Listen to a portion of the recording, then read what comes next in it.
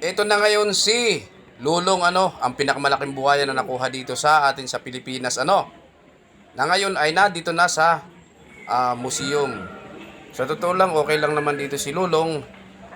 Wala siyang tulog at wala din siyang gising At bago nga pala si Lulong napunta dito, ayan po ay nanggaling ng lake kung saan siya doon sa nakuha At alam nyo rin ba na may mga buhaya na nabubuhay sa tubig at nabubuhay sa walang tubig.